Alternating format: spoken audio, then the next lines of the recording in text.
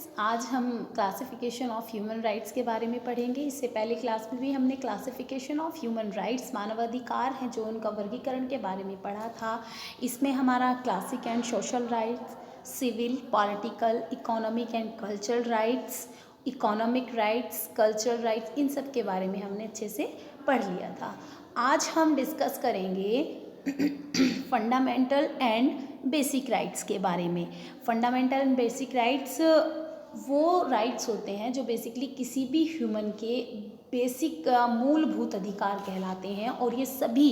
मानव के लिए जो होते हैं सभी जगह, चाहे वो अर्थ पे, पृथ्वी पे, दुनिया के किसी भी कोने में है, वो बिल्कुल इक्वल रहते हैं। उन्हें हम फंडामेंटल या बेसिक राइट्स कहते हैं। तो अब हम देखते हैं कि व्हाट इज़ फंडामेंटल राइट्स। बहुत सारे राइटर्स हैं जिन्होंने मानवाधिकार, ह्यूमन राइट्स के जो फंडामेंटल हैं, बेसिक राइट्स हैं, बेसिकली इन्हें 2 पार्ट्स में डिवाइड किया था। और इसमें उन्होंने कहा था कि जो मौलिक अधिकार होते हैं, फंडामेंटल राइट्स होते हैं, ये वो अधिकार होते हैं जिनका जो रिलेशन है वो जीवित रहने, यानी कि व्यक्ति जब सर्वाइव कर रहा है अपनी लाइफ को, जीवन के समुचित विकास से, व्यक्ति अपने जीवन में जो उसका जीवित रहने का राइट है और उसकी लाइफ का जो एक प्रॉपर डेवलपमेंट है, उससे ये रिलेटेड होते हैं। और इन्हें हम नेसेसरी राइट भी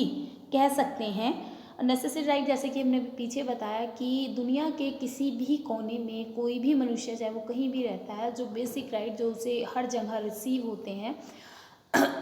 उन्हें हम फंडामेंटल राइट्स,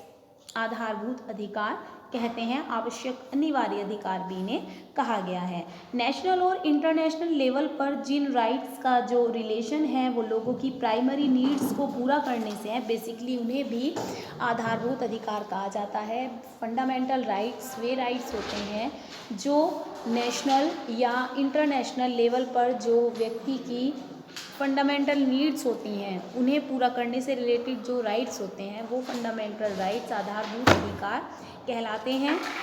आधारभूत अधिकार, फंडामेंटल राइट्स वो राइट्स होते हैं जिनके बिना कोई भी व्यक्ति एक रिगार्डेबल लाइफ सर्वाइव नहीं कर सकता, सम्मानित जीवन नहीं जी सकता है। फॉर एग्जाम्पल, जीवन की सुरक्षा के न्यूनतम स्तर की गारंटी,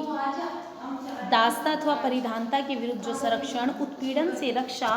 पर्सनल फ्रीडम को जो बेसिकली गैर कानूनी से रिलेटेड जो होता है राइट्स होते हैं वो हमारे फंडामेंटल राइट्स कहलाते हैं। जब डिफरेंट पर्सन्स होते हैं, कम्युनिटीज़ होती हैं, उनके बीच में जो डिस्क्रिमिनेशंस पाए जाते हैं उनकी जो समाप्ति, यानी कि उन्हें ख़त्म करना, कि अगर किसी व्यक्तियों के बीच में कोई डिस्क्रिमिनेशन है, कोई विभेद की समस्या है, उन्हें ख़त्म करने के लिए कानूनों का बनाया जाना। अपने जो रिलीजियस बिलीफ होते हैं, धार्मिक विश्वास होते हैं, उनमें व्यक्ति आस्था रख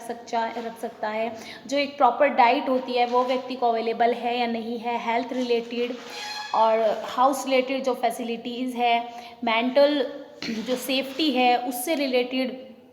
लॉज हैं, ये सब क्या है, हमारे फंडामेंटल राइट्स हैं। यानी कि एक व्यक्ति जो जीवन जिसने लिया है इस पृथ्वी पर, उसे कुछ फंडामेंटल राइट जो उसके अधिकार होते हैं, चाहे व्यक्ति किसी भी जेंडर से है, किसी भी कास्ट, किसी भी रिलीजन, किसी भी क्लास से वो रिलेटेड हैं, ये राइट्स इक्वल रहेंगे कि सभी व्यक्ति को जीवन जीने का अधिकार है। किसी भी व्यक्ति के साथ किसी भी आधार पर किसी भी प्रकार का भेदभाव नहीं किया जाता है। This all of called fundamental rights. तो इस तरह से क्लियर है कि जो हमारे फंडामेंटल राइट्स होते हैं इनका रिलेशन हमारी लाइफ की उन कंडीशंस से होता है जब एक व्यक्ति एक रिगार्डेबल, सम्मानित जीवन जीता है, उसकी वो सभी आवश्यकताएं कह लीजिए या उसकी उन सभी फील्ड्स जो क्षेत्र जिनके बारे में अभी हमने पढ़ा, हमारा हेल्थ रिलेटेड है,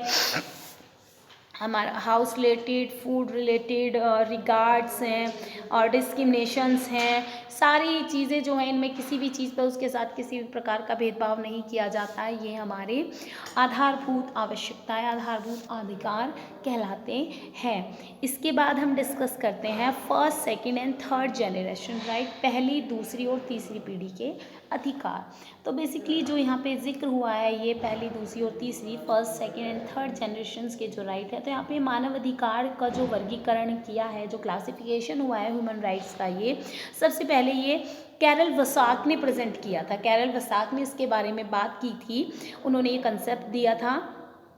इसका जो ऑब्जेक्टिव था, उद्देश्य था, वो था जो हमारी फ्रीडम होती है, इक्वलिटी होती है और जो ब्रदरहुड है, यानी कि समाज में स्वतंत्रता, समानता और बंधुत्व के आधार पर विभिन्न पीढ़ियों के, यानी कि जो हमारी जनरेशन्स होती हैं, जो उनके राइट्स होते हैं, उनकी सेफ्टी करना, जो मानवता के विकास के लिए आवश्यक है, जो किसी भी ह्यूमैनिटी के डेवलपमेंट के लिए नेसेसरी है। पहली पीढ़ी के अधिकारों का संबंध मुख्य रूप से व्यक्तिगत स्वतंत्रता, नागरिक और राजनीतिक अधिकारों से, यहाँ पे जो फर्स्ट जनरेशन है उसके राइट से जो रिलेशन है, यहाँ पे सबसे पहले बताया कि जो पर्सनल फ्रीडम होती है, सिटीजन और पॉलिटिकल राइट्स होते हैं, उससे रिलेटेड राइट्स जो होते हैं फर्स्ट जनरेशन राइट्स कहलाते हैं। सेकंड जनरेशन जो राइट्स हैं हमारे, बेसिकली इनका रिलेशन मुख्य रूप से हमारे इकोनॉमिक, सोशल और कल्चरल इक्वलिटी से है, यानी कि जो दूसरी पीढ़ी है उसके जो राइट्स हैं वो इकोनॉमिक राइट्स हैं, सोशल राइट्स हैं, कल्चरल राइट्स हैं, उनमें इक्वलिटी पाई जानी चाहिए। इसी का तात्पर्य है कि जो ह्यूमन राइट्स हैं उन्हें इस तरह से क्लियर किया जाना चाहिए जिससे आज के बच्चों को आने वाले समय में किसी भी तरह की असमानता का शिकार ना होना पड़े।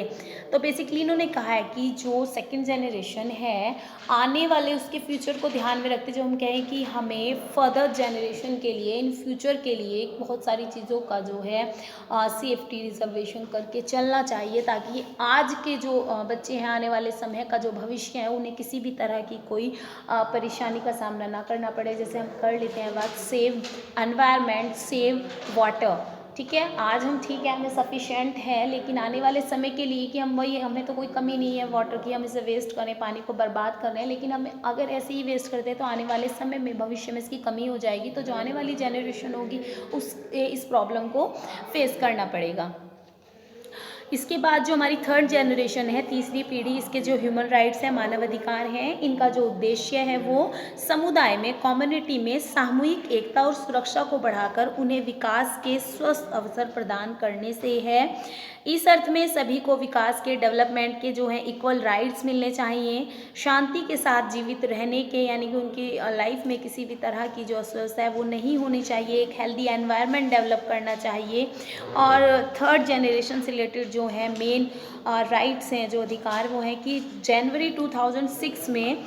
बहुत सारी ऐसे एफर्ट्स को एक्सेप्ट किया गया जिनकी हेल्प से जो थर्ड जनरेशन है उसके डेवलपमेंट से रिलेटेड जो राइट्स हैं उन्हें ज़्यादा से ज़्यादा प्रमोट किया जा सके। तो यहाँ पे बात कर रहे हैं कि जो प्रेजेंट जनरेशन है और फ्यूचर में आने वाली जनरेशन है, उसके बाद जो आने वाली जनरेशन है, तो आज हमें इस तरह के डेवलपमेंट एफर्ट्स करने वाले चाहिए कि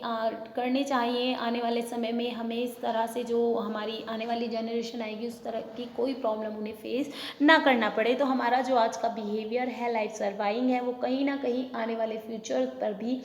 जो बेसिकली हमारा जो फ्यूचर है आने वाला जनरेशन का, वो डिपेंड करता है इस सिचुएशन पे।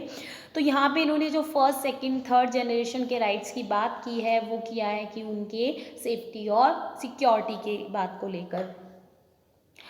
आज अगर हम मानवाधिकार के सार्वभौमिक घोषणा पत्र, universal declaration of human rights में दिए गए जो मानवीय अधिकार हैं, ह्यूमन राइट्स हैं, उन्हें पूरे विश्व में, पूरी दुनिया में उन्हें स्वीकार किया गया, एक्सेप्ट किया जाने लगा है। इसके बाद भी बहुत सारे देश ऐसे हैं जहाँ पे पॉलिटिकल, इकोनॉमिक और कल्चरल कंडीशन में डिफरेंशिएट होने की वजह से वहाँ की गवर्नमेंट ने अपनी जो नीड है, अपने जो मीन्स हैं, उनके अनुसार इन अधिकारों का संरक्षण करने के लिए, यानी कि जो यूनिवर्सल ह्यूमन राइट्स हैं उन्हें कुछ कंट्रीज़ में डिफरेंट वे में प्रेजेंट या इम्प्लीमेंट किया गया है according to their country situation, अपने देश की जो स्थिति है उसके अनुसार। प्रेजेंट टाइम में वर्ल्ड के बहुत सारी कंट्रीज़ में जो है टेररिज्म की घटनाएं हैं ये बढ़ने से कुछ देश ये मानने लगे हैं कि बहुत सारे मानव अधिकार, ह्यूमन राइट इस तरह के हैं जिससे टेररिज्म को बढ़ावा मिल रहा है, यानी कि कुछ कम्युनिटीज़ जो बेसिकली टेररिज्म से रिलेटेड मिल रही हैं वो ह्यूमन राइट्स के बेस पर डिफरेंट कंट्रीज़ में जो है टेररिज्म जो है उसे बढ़ावा, उसे प्रोत्साहन मिल रहा है, कहीं ना कहीं वो उनके लिए हेल्पफुल इसमें प्रूफ हो रहा है। तो बहुत सारी कंट्रीज़ में कुछ ह्यूमन राइट्स को माना है कि जिन्हें ख़त्म किया जाना चाहिए, जिसकी वजह से देश की सुरक्षा, यानी कि अगर हम ह्यूमन राइट्स को फॉलो कर रहे हैं, ह्यूमन राइट्स को देख रहे हैं, तो हमारे सामने अपने देश की सुरक्षा का संकट सामने खड़ा हो रहा है। हम कोई स्टेप नहीं ले पा रहे हैं क्योंकि हमें ह्यूमन राइट्स जो हैं वो हमें बांध लेते हैं। तो इसी की वजह से इनके लिए जो आवाज़ उठाई गई है, इस कंडीशन में संयुक्त राष्ट्र संघ की जो यूनियन नेशन है उसने एक विशेष कमीशन यहाँ पे बनाया और उसने ये माना है कि मानवाधिकारों का संरक्षण विभिन्न देशों की सरकारों का एक निजी मामला है, पर्सनल मैटर है, जिससे रिलेटेड वो इंटरनेशनल जो मेजर्स हैं उन्हें ध्यान में रखते हुए अपने लिए एक विशेष विकास योजना को अपना सकते हैं, यानी कि उसमें कुछ चेंजेस अमेंडमेंट वो कर सकते हैं अकॉर्डिंग टू देयर सिचुएशन, अपने देश की स्थिति के अनुसार। तो ये हमारा क्लासिफिकेशन ऑफ ह्यूमन राइट्स था कि हमने इनके बारे में बात की है। नेक्स्ट हम वेरियस फॉर्म्स और problem of human right violation, जो ह्यूमन राइट वायलेशन है, मानवाधिकार का जो उल्लंघन है, उससे रिलेटेड समस्याओं के बारे में हम डिस्कस करेंगे। Okay students.